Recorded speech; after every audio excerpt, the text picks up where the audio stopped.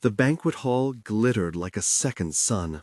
Crystal chandeliers threw shards of light across satin and silk, and the air smelled of expensive perfume and citrus candles. "Look at her dress," the bride whispered, the words sharp and small. Laughter curled under the sentence like a private currency. Maya felt the sound as if it were a physical thing, a pressure against her ribs. She kept her shoulders even, her hands folded at her side. Because beside her, Alexander Hawke stood so still that his presence read as a kind of calm the room did not own. He was a man whose name had been printed in more headlines than anyone else at that table, and for the people gathered, he had brought a guest who, by design, did not belong. For them, she was a cameo, a curiosity. For him, she was neither token nor ornament. Then the ceremony stopped. Not with noise, but with a pause that stretched like a held breath. The groom, Marcus Langley, who had been reading vows, put the paper down and walked off the rose-scattered aisle. He walked straight toward Maya. Every conversation in the room shrank to the space between one foot and the next.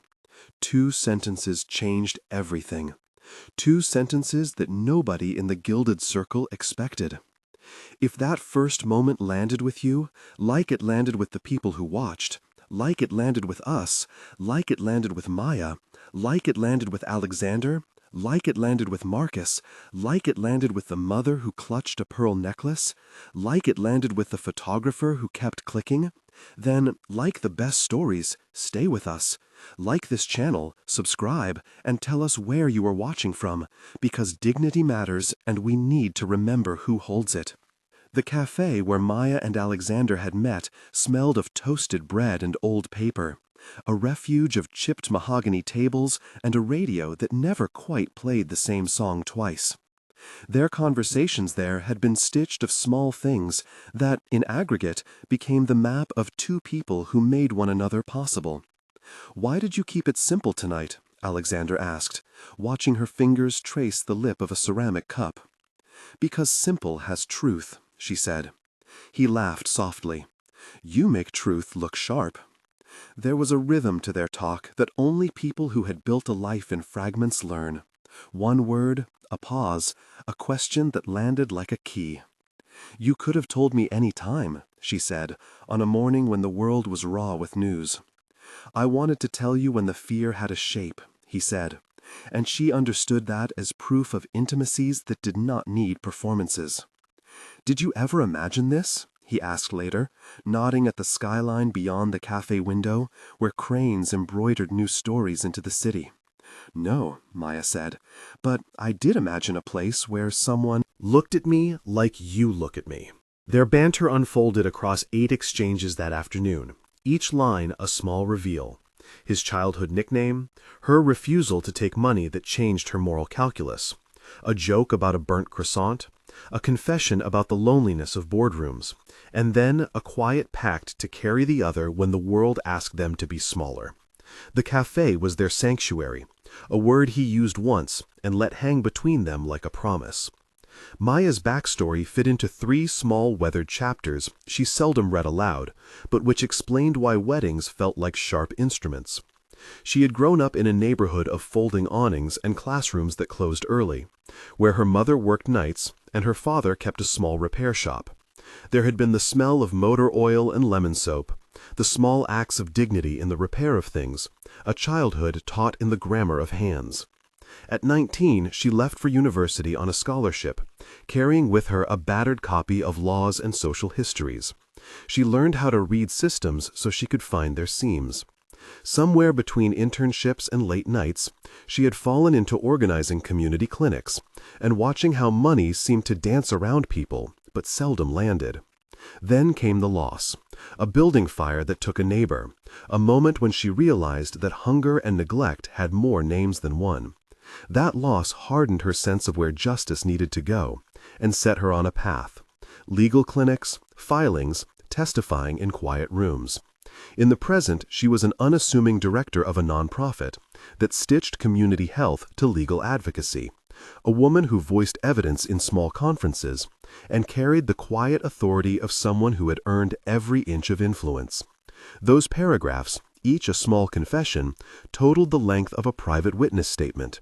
They explained a lifetime of sensory details: the grit of hands, the smell of lemon soap, the barnacled brass of a repair shop door, that had trained her to read power for what it truly was. An envelope arrived in Alexander's pocket like a weight he had been trying not to name. It was ivory, thick, sealed with a crest printed in gold ink, the sort of invitation that traveled with a pedigree of assumptions. "It's the Langley wedding," said Gloria Langley on the phone, her voice curated to the exact pitch of family propriety. "Alexander, behave," she added, a laugh that meant both warning and entitlement. "They expect a particular kind of company." He put the phone down and showed Maya the invite, then watched for the expression that told him whether she would stay. "I will be what I am," Maya said, and it was both a refusal and a policy. In a single exchange of phone calls and brief sentences, they parsed old loyalties, a lineage of expectations, and the quiet violence of pedigree. The invitation was not just paper. It had the scent of old money, the embossed brassal, the sense that some doors opened only for certain feet. In that moment, a small hand tremble of fear visited Maya, but it arrived softened by Alexander's steadying presence. "We will be a storm politely dressed," he said, and she nodded. The decision to attend was not easy. It came with an awareness that being visible inside such a room meant being measured against 1,000 invisible rulers. Then came the digital sting. A whisper of a post, a photograph cropped to leave questions, a caption that said more by omission. Someone online called her the billionaire's charming assistant, a shorthand meant to do two things: diminish and define. They liked the post with relish. Maya saw the screenshot while adjusting her collar. It was a microaggression rendered in pixels, compact and meant to travel. She could have answered with indignation, or she could have let silence be the strategy. Instead, she and Alexander orchestrated a plan: a wardrobe that refused to read as costume, a calm that would not feed speculation, and a single public choice. She sat before the mirror, felt the fabric of the dress under her palm, tasted the metallic tang of nerves as if it were an acid bath she had to pass through. In 6 exchanges of whispered logistics, they decided how to present, what story to let the room invent, and what truth they would not alter. Behind them, a wave of social commentary moved like weather. A petition, a gossip column, a message from an ex who had a memory he wanted to monetize. The decision was calculus: show up and be met, or vanish and be painted as guilty of hiding. She chose to enter into a room that was built to test her. The hotel entrance was a study of protocol and chiaroscuro. Luggage attendants in black velvet, a carpet the color of aged wine, and a podium where a names list was read aloud with the ritual reverence of a parish register. At the top of the aisle sat faces that would perform civility until the moment it cracked. I will name the people who watched and moved so that you feel the density of the room. Evelyn Shaw, the bride, with an art house smile. Marcus Langley, the groom, who had the look of someone rehearsed for public life. Vivian Chase, a socialite whose laugh slid like oil. Daniel Price, the best man, jaw set in habitual judgment. Juliet Ward, maid of honor, who fanned rumors like cards. Gloria Langley, matriarch, with a pearl necklace that clicked like a metronome. Ben Ortiz, the photographer, who looked for grief and joy with equal hunger. Sophia Mendez, the wedding coordinator, who tried to keep the evening sealed from contradiction. They offered micro-gestures, a lifted eyebrow here, a pursed lip there, a stifled giggle over glasses of champagne. The room catalogued Maya as lesser, a shadow to Alexander's shine, a punctuation. The smell of roses mingled with expensive cologne. Crystal chimed with the soft clink of forks. She stood at Alexander's side, near the florist's arch, positioned in a place that made her visible but framed her as an auxiliary. The seating chart had been a map of alliances, not friendships, and every seat had been chosen to tell a story about who belonged and who did not. Then the ceremony fractured. Marcus read his vows with a voice taught to be earnest, then folded the paper and took a breath longer than the line asked of him. "I cannot do this," he said suddenly. "I cannot go forward." The words cut like a bell. A hush leaned across the room and held. "Marcus," Evelyn began, a front bristling like a bird. "Stay," the mother hissed in private. He began to walk, and the slow tilt of his head was not toward his bride. He crossed the floor, paid no mind to the rustle of silk, and stopped in front of Maya. The air tightened. "You are Maya Ortiz," he said, and in the way he said it, the room decided there was a story. "You testified against my family's trust in 2015, he added, the accusation tasting of a practiced vendetta. "You forced my father to answer questions." For a beat, nobody moved. Then Alexander stepped forward. His voice was a low well of sound. "Maya is not a prosecutor," he said. "She is a director of a non-profit that helped countless people my family ignored." Marcus's face went pale with something like rage and calculation. "She sued for accountability," Marcus spat, finally finding fuel in the memory he had kept quiet. "And you made money from that litigation, did you not?" His challenge was meant to punish, to brand her. What followed was a cascade of exchanges, 8 to 10 in the span of a single long scene. Marcus accusing, Evelyn recoiling, Vivian whispering to Juliet, Gloria clutching pearls, Daniel stepping like a soldier, Ben lowering his camera, Sophia trying to mediate. Maya answered with measured sentences that carried the weight of records and names. "I sought redress for people whose names were written in margins," she said. "I did not seek to ruin a life. I sought to make a ledger honest." Alexander placed a folded document on a small side table and opened it. There was the sound of pages moving, of a breath released. What Alexander unfolded was not a confession, but a revelation of ownership. He read from a statement that spelled in contractual sentences that a portion of the Langley family trust had been reassigned through legal purchase to a community development fund Alexander had quietly sponsored. It was a technical explanation: transfer of beneficiary interest, chain of title, notarized signatures, filings that had been lodged with county registrars. In 300 characters, the process was simple: a title search, a deed of transfer, a public notice, and recorded amendments in the county registry that made the change official. That small paragraph, a distilled technical note, meant that the money and the leverage long used to prop up certain social privileges were now under stewardship that prioritized clinics and housing. The room, which had been a theater of certainty, reoriented. Marcus tried another attack. "You are not who you appear to be," he said. "You rise on other people's ruin." Maya did not flinch.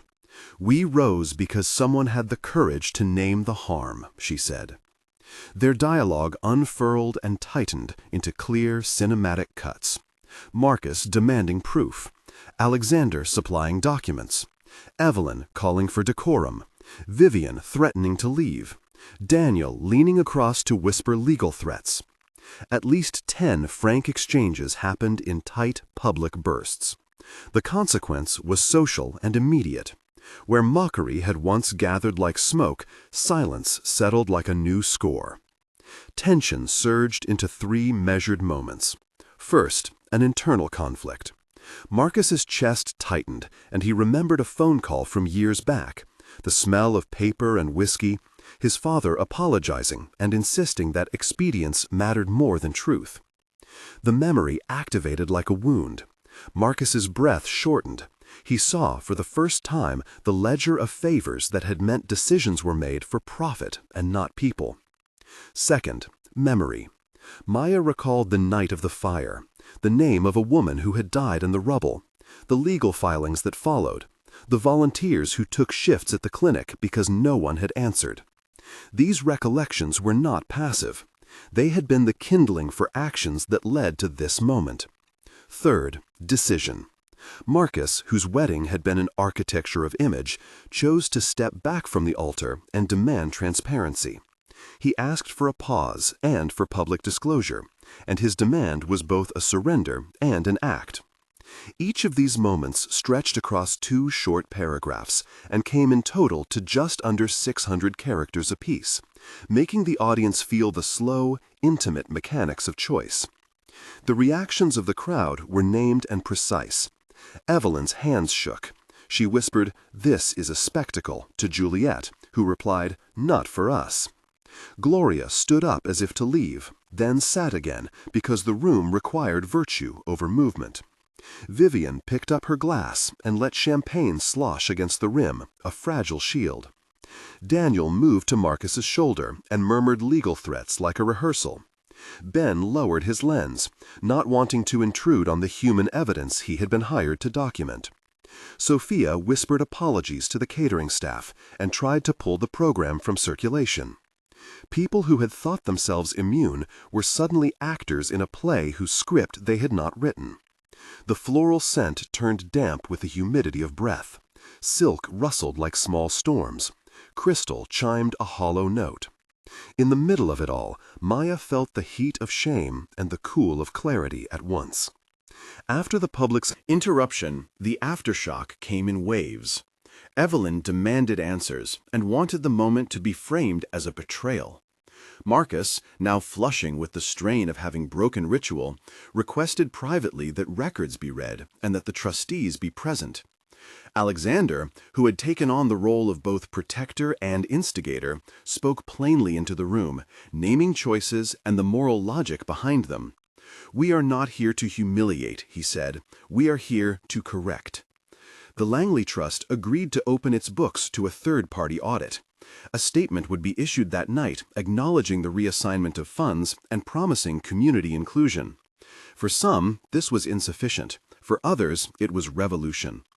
In 2 pages of conversation that followed, apologies were met with legal counsel, statements with silence, and a municipal reporter asked for a comment that would run the next morning.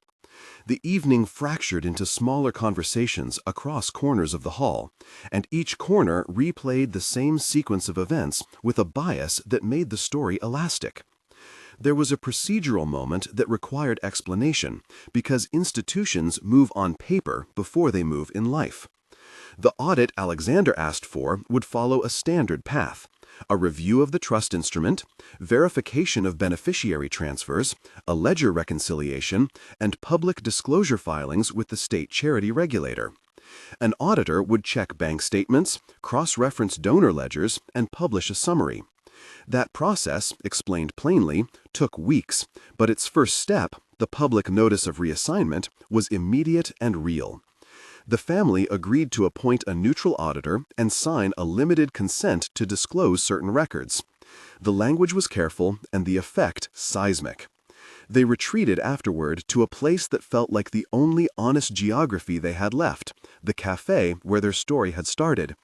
It was nearly midnight, and the radio played a song neither of them needed to name. They spoke in the softened tones of people who had been both vindicated and wounded. "Did you expect them to listen?" Maya asked. "I never expect listening," Alexander said. "I expect consequences."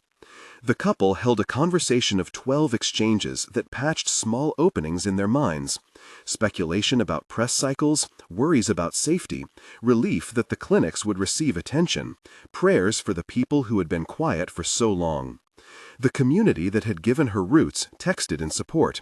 Volunteers offered to staff hotlines. Donors reached out. Marcus's father resigned from 2 boards.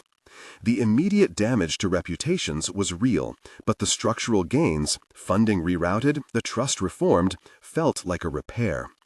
Now a few concrete checkpoints in time that show what followed. 1 month later, the community clinic reported a surge in appointments and donations earmarked for preventive care. The Langley audit released a summary acknowledging administrative errors and committing to structural changes. Several trustees resigned, citing a desire to step aside. Marcus issued a public statement that read like a man learning the language of humility. It thanked people for honesty, but also suggested the ordeal had been painful. Maya returned to the clinic with new volunteers, and the barista at the cafe offered a free pastry and a smile that meant more than apology.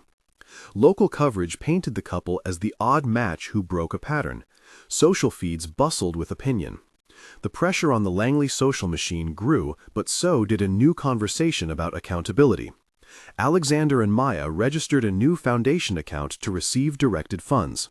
3 months in, the audit's longer report arrived and showed substantive reallocations in governance. The newly constituted board introduced community seats and an independent council to oversee grants. The legal team that had defended Langley interests was reorganized, and a city council member called for hearings on charitable transparency at state level. Evelyn and Marcus announced a pause in plans. Their publicist released a statement about personal reflection. Donor behavior shifted. Some retreated, some doubled down on community-led initiatives. The ripple became policy talk. Meanwhile, Maya and Alexander had started an incubator for small health nonprofits, hosting workshops in that same cafe where people lined up at tables to learn grant writing and community organizing. Their afternoons became a rotation of mentoring sessions, a seamstress with a plan for mobile clinics, a retired nurse who wanted to teach CPR, a young lawyer learning how to draft privacy policies. The couple found a new type of normal, one made of messier, truer work. 6 months later, the thing that felt like victory was not a headline but a pattern. The Langley Foundation had pledged transparent reporting and a newly formed advisory committee that included community leaders. 2 trustees had issued apologies. 1 resigned publicly. Marcus had taken a leave from public roles and enrolled in a nonprofit management course. He released a personal essay about learning to look at receipts and not just donors. The city council introduced draft legislation inspired by the case, and a local university invited Maya to sit on a panel about civic responsibility. The clinic expanded to a second neighborhood and hired 3 new staff members, funded partially by the reallocated trust and partially by small donors inspired by the story. The incubator seeded 4 nonprofit startups with microgrants and legal support. Alexander, who had always believed influence demanded accountability, stepped back from a public-facing role and focused on governance structures, teaching boards how to be better stewards. The cafe, which once felt like a single scene, became a weekly hub where people gathered to plan, grieve, repair, and dream. There was still labor to do. There were still meetings and legal filings and awkward public apologies that must become routine to be meaningful. But the arc had moved toward tangible change. In the end, Maya did not claim victory in the way the tabloids would prefer. She returned to the clinic not as a symbol, but as a worker who had been given resources to do more work. Alexander, she learned that power could be used to dismantle gilded barriers, but it required patience, paperwork, and the willingness to be present in rooms that smelled of old perfumes and new agendas. Marcus had his reckoning and took steps that suggested reflection rather than retreat. Evelyn found herself in a smaller social orbit and, in time, wrote a short note that read as an apology mixed with bewilderment. The photographer who had been snapping that day published a series of portraits that captured hands, not faces, and the images went on to be used in a campaign about community caregiving. If this story touched you the way that it touched a city and altered its calculus, leave a comment below. If you have ever been underestimated for what you wear, where you come from, or who you love, begin your comment with "once" and tell us the moment that changed you. Your words matter here. They help others see they are not alone and give us ideas for future episodes where justice and dignity are at stake. Join the conversation so we can build a community that remembers dignity is more than an ornament. Then, if you want more stories like this, stories of underestimated people who reshape power, subscribe to the channel. Together, we keep the light on for those who do the work in the margins and for the people who insist the margins be redrawn. She went back to the cafe that night and sat with Alexandra until the streetlights blinked. The city around them kept moving, as cities do, with small music and the clatter of buses. He reached for her hand, and their fingers fit as if they had been trained for this. They spoke of future plans, the fund they would steward, the clinics they would help open, the legal reforms they would push for at the municipal level. There was a new endurance between them, a durability that felt like a repaired chair ready for another round of use. The epilogue was not clean or final, but it was honest. In a room that once judged by fabric and name, there had been a demonstration of another currency: responsibility, action, and quiet courage. The last line that lingered, the one that folded the whole story into something that could be carried, was simple and true. Dignity is not a thing you wear, it is a thing you live. If you liked this story, subscribe, share, and join our community where dignity, not pedigree, is what we honor.